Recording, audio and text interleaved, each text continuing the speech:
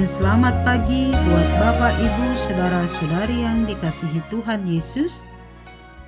Selamat bertemu kembali dalam Siraman Rohani pada hari Jumat 6 September 2024.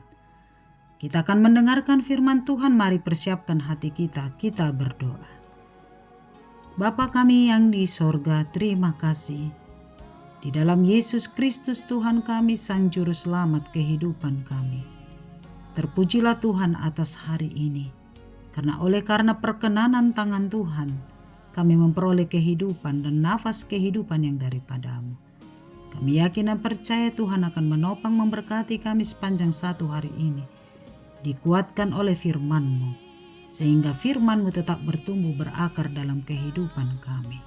Berkatilah hati kami sebagai mana tanah untuk menjadi tempat firman Tuhan berakar dan bertumbuh dan berbuah. Kami serahkan waktu ini ke dalam tangan Tuhan. Di dalam nama Yesus kami berdoa. Amin. Firman Tuhan bagi kita tertulis dalam kitab Kolose pasal 2 ayat 14. Demikianlah firman-Nya. Dengan menghapuskan surat hutang yang oleh ketentuan-ketentuan hukum mendakwa dan mengancam kita, dan itu ditiadakannya dengan memakukannya pada kayu salib. Demikian firman Tuhan.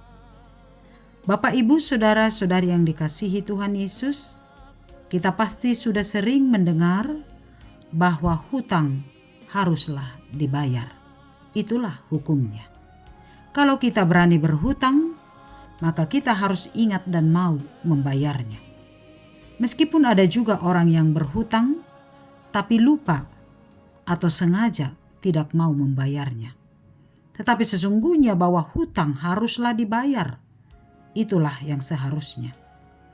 Tapi pernahkah kita merasakan kita pernah berhutang kepada seseorang, tapi saat kita mau membayarnya, tapi orang tersebut mengatakan kepada kita, "Oh, tidak usah lagi," sebab sudah dianggap lunas. Kebayangkah bagaimana sukacitanya kita menginang? Kita sudah bersusah payah mengumpulkan uang untuk membayar hutang tersebut. Tetapi ketika kita mau membayarnya, dinyatakan telah lunas. Pasti kita sangat bersukacita dan kita akan menganggap bahwa itu adalah rezeki nomplok. Demikianlah nats hari ini. Bagaimana kita sebagai orang Kristen digambarkan seperti orang yang berhutang. Hutang apakah itu?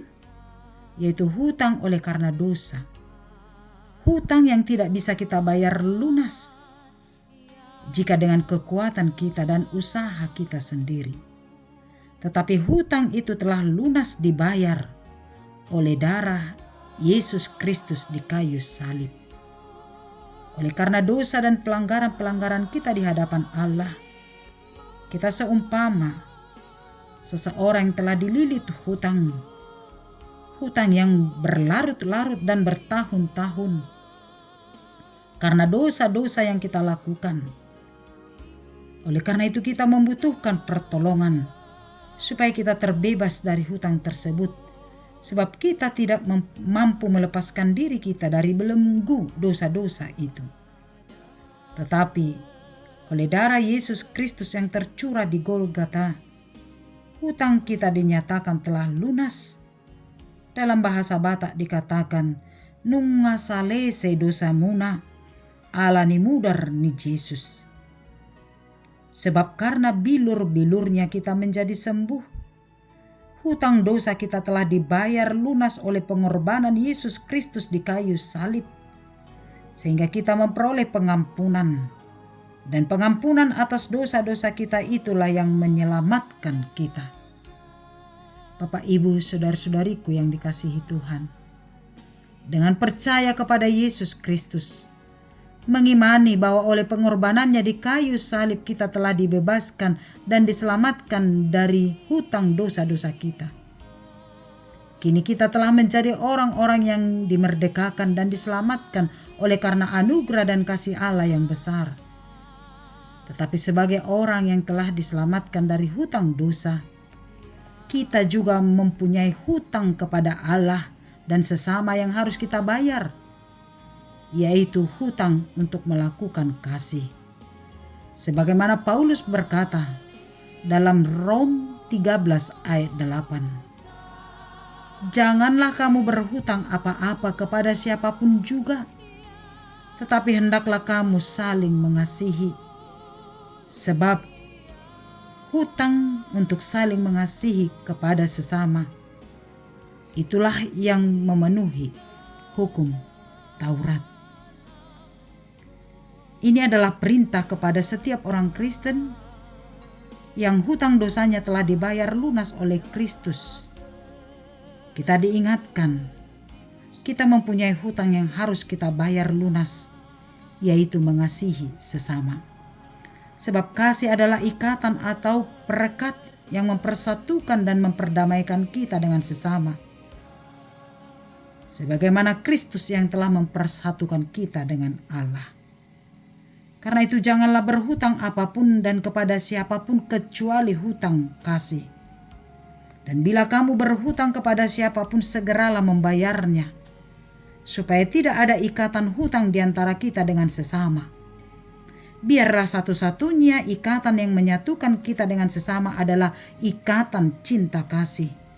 Sebab satu-satunya hutang yang tidak dapat dibayar habis-habisnya adalah melakukan kasih terhadap sesama manusia. Karena itu, yakin dan percayalah bahwa hutang dosa kita telah dibayar lunas oleh Yesus Kristus, sehingga kita harus mengasihi orang-orang di sekitar kita. Kita telah diselamatkan oleh Yesus Kristus, oleh darahnya yang kudus, dan kini kita diingatkan untuk membayar hutang kita kepada Allah dan sesama, yaitu mengasihi Allah dan mengasihi sesama manusia. Kita akan melakukannya dalam kehidupan kita, sehingga hidup kita mencerminkan kasih kepada Allah dan kasih kepada sesama manusia. Amin. Kita berdoa. Ya Allah Bapa di sorga, Allah yang Maha Pengasih dan Penyayang, Allah yang telah membayar lunas hutang-hutang kami, yaitu dosa dan perbuatan kami yang tidak layak di hadapan-Mu. Allah yang telah menebus kami dari kematian, membawa kami kepada kehidupan yang kekal. Oleh darah dan pengorbanan Yesus Kristus Tuhan kami, surat hutang kami telah dihapus oleh karena pengorbanan-Mu. Terima kasih ya Allah yang baik, karena Engkau adalah Allah yang peduli, Allah yang setia memberkati dan menyelamatkan kami. Tetapi Engkau juga menginginkan kami Tuhan untuk membayar lunas hutang kami kepadamu dan kepada sesama kami, yaitu melakukan cinta kasih. Berkatilah kami, supaya dalam setiap kehidupan kami menjadi pelaku-pelaku kasih, mengasihi sesama kami seperti diri kami sendiri, dan mengasihi Allah dengan segenap hati, jiwa, dan kekuatan kami. Berkatilah firman-Mu, sehingga kami benar-benar menghargai anugerah Tuhan yang luar biasa yang telah menyelamatkan kami melalui hidup kami yang senantiasa mencerminkan cinta kasih Kristus. Kepada-Mu lah kami berserah sepanjang hari ini. Jaga dan pelihara kami dalam setiap aktivitas kami, setiap harapan dan impian kami. Tuhan, Engkau berkati. Berkatilah kami dalam sepanjang satu hari ini, dalam setiap aktivitas kami. Berkati orang-orang yang sedang sakit. Tuhan, Engkau pulihkan. Tuhan, Engkau sembuhkan. Orang-orang yang sedang mengalami duka cita, Tuhan, Engkau selamatkan. Tuhan, Engkau hiburkan. Orang-orang yang mensyukuri berkat Tuhan atas berkat-berkat-Mu bagi mereka hari ini, baik dalam keluarga, berkat karena berulang tahun, berkat karena rezeki dan yang lainnya. Tuhan, Engkau semakin melimpahkan sukacita, sehingga setiap kehidupan kami senantiasa mengucap syukur kepadamu. Berkatilah bangsa dan negara kami, berkatilah gereja-Mu dalam pemberitaan Injil-Nya. Berkatilah kami semuanya, dalam setiap kehidupan kami. Hanya di dalam nama Yesus kami berdoa dan mengucap syukur. Amin. Anugerah Tuhan kita Yesus Kristus, kasih setia Allah Bapa, dan persekutuan dari Roh Kudus menyertai kamu sekalian. Amin. Selamat melanjutkan aktivitas. Tuhan Yesus memberkati. Shalom.